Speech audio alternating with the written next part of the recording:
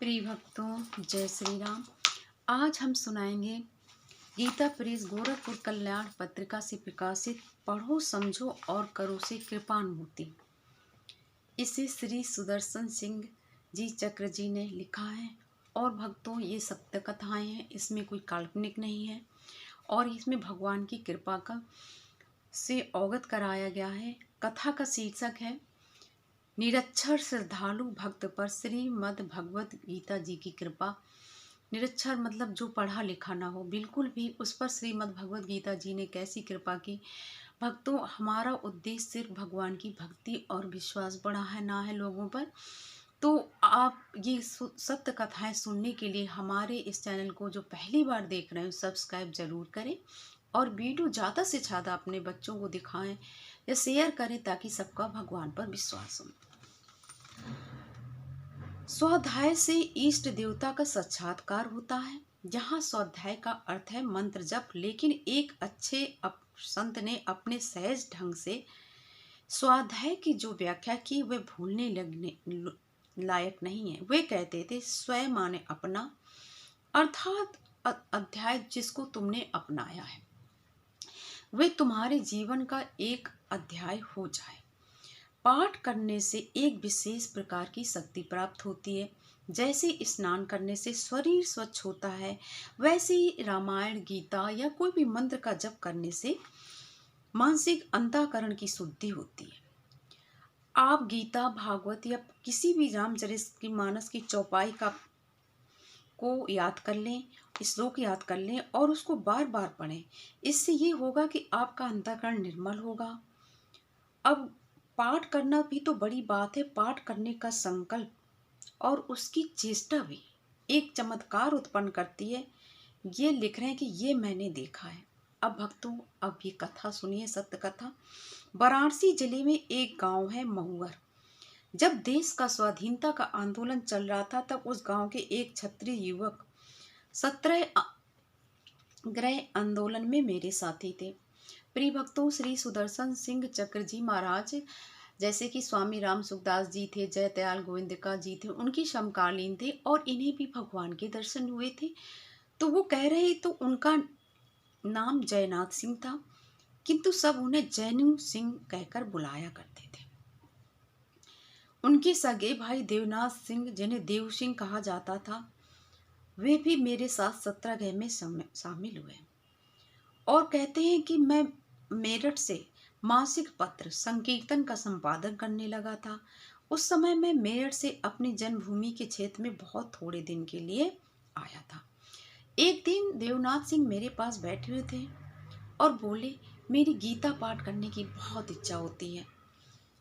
अब मैं इस उम्र में किसी से कहूँ कि अक्षर, जैसे कि देवनाथ सिंह जी बिल्कुल पढ़े लिखे नहीं थे, तो बोले कि मेरी गीता पढ़ने की बहुत इच्छा होती, लेकिन मैं कैसे पढूं। और किसी से, अब मैं बच्चों से कहूँगा या किसी से भी कहूँगा तो लोग हंसेंगे, क्योंकि उम्र बहुत ज़्यादा हो गई थी, पढ़ाई की सूझी इनको।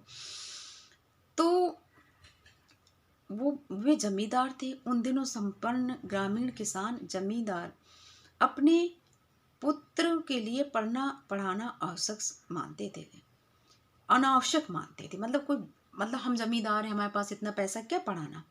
तो इसलिए इनको पढ़ाया नहीं गया था। उन्होंने कोई नौकरी करनी है। तो इस तरह से देवनाथ सिंह बिल्कुल निरक्षर ही थे।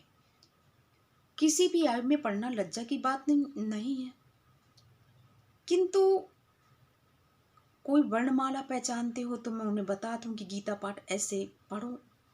ये तो अब मैं जानता हूँ कि बाबा श्री नंद जी ने भी अपने लाला को पढ़ाया नहीं था, छोटे पंसी गोचारण में लगा दिया, किंतु ये नन्हा अनपढ़ गोपाल जिसे चाहे उसे सहज में ही महापंडित बना देता है। अब मैंने उनकी मन की व्यथा समझ ली कि इनको गीता पाठ करना है और ये पढ़ना भी चाहते हैं, क्या किया जाए। तो मैंने, श्री सुदर्शन चक्र जी कहते हैं कि मैंने देवनाथ सिंह जी को समझा दिया कि गीता भगवान की वाणी है और आपके अंदर अपार श्रद्धा है गीता के लिए।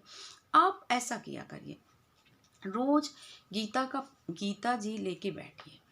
आप प्रतिदिन गीता जी को प्रणाम किया करिए और पहला अध्याय खोलिए और उनकी उंगलियों पे बोले कि ऐसे ऐसे उंगली फिराया करिए।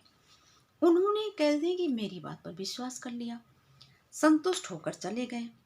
पीछे कहीं से गीता प्रेस गोरखपुर से छपी गीता के मूल श्लोकों की बड़े अक्षरों की पुस्तक खरीद लाए और नियम से, देखिए भक्त बिना पढ़े लिखे थे, प्रतिदिन प्रारंभ से अंत तक उनकी पंक्तियों पर उंगली फिराने लगी। अब मुझे यह स्मरण नहीं है कि मैं 1.5 वर्ष या 2 वर्ष बाद फिर मेरठ गया, किंतु मेरे उधर जाने का किसी से पता लगा तो देवनाथ सिंह जी मुझसे मिलने आए और उन्होंने बड़ी नम्रता से कहा, भैया जब भी मैं गीता जी की पंक्तियों पर उंगली फिराता हूँ तो मेरे मुंह से कुछ निकलता है, आप थोड़ी सा एकांत में चलकर देख लीजिए। मैं उनको लेकर एकांत में गया। उन्होंने अपनी गीता की पुस्तक खोली जो साथ लाए थे। मेरे आश्चर्य का ठिकाना नहीं रहा जब मैंने देखा कि वे जिन पंक्तियों पर उंगली फेरते उनका शुद्ध उच्चारण उनके मुख से होता है। मैंने उन्हें गीता की दूसरी पुस्तक तो नहीं दी और मुझे आवश्यक भी नहीं लगा, और वहां मेरे पास दूसरी मोटे या मझोले टाइप की कोई प्रति थी, किंतु उस प्रति को बीच बीच में से खोलकर कई स्थानों पर उनसे उंगली फिरवा कर देख लिया कि वे जिस पंक्ति पर उंगली रखते थे उसका उनके मुख से शुद्ध उच्चारण होता था। ये श्री चक्रनाथ जी के सामने की, सुदर्शन चक्र जी के सामने की घटना है। कहते मेरे पास जो गीता थी उन्होंने दी, इसमें उंगली फिराओ, और जैसे ही बिना पढ़े लिखे थे देवनाथ सिंह जी, और जैसे ही उस लाइन में उंगली रखते थे वही निकलता था उनके मुख से जिसमें वो पंक्ति लिखी होती थी। ये सुदर्शन चक्र जी ने अपने आंखों से देखा। अब कहने लगी मेरे आंखों से आंसू बहने लगे और देवनाथ सिंह जी की आंखों से आंसू बहने लगे, क्योंकि वो जानते नहीं थे कि गीता कैसी होती, क्या निकल रहा है मेरे मुंह से। अब श्री चक्र जी ने बता दिया कि आपके मुख से तो गीता ही पढ़ के शब्द उच्चारण हो रहे हैं जो आप उंगली रखे हो। तो उनकी आंखों से प्रेम से आंसू निकलने लगे। फिर वो मुझे प्रयाग में, झूसी में और हरिद्वार में मिले, गृहस्थ वेश में, किंतु पैदल अकेले पूरी भारत की तीर्थ यात्रा कर रहे थे।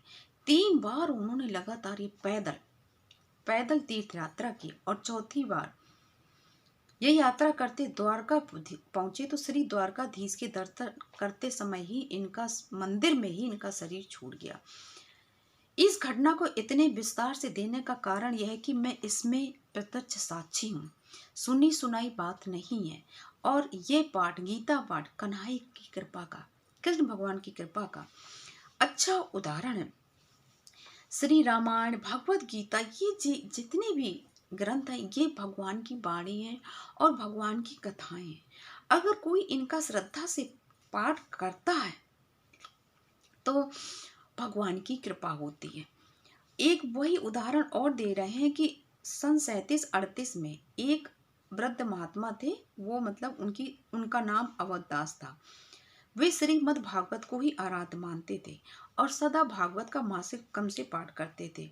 अब वृद्धावस्था में उनकी दृष्टि लोप हो गई। पहले इतना नहीं होता था कि मोतियाबिंद का ऑपरेशन हो जाए, ये हो जाए, वो हो जाए, तो उनकी दृष्टि लोप हो गई। लेकिन वो ग्रंथ अपने सामने रखते थे और पहले पेज से खोलते थे और वो बिना देखे, उनकी एक भी दृष्टि नहीं थी, ज्योति चली गई थी, और वो पूरा वही पेज में वही पढ़ते थे।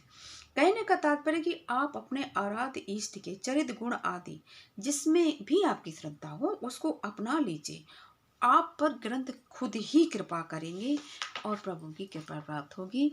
भक्तों, ये सच्ची कथाएं हैं। बोलिए जय श्री राम।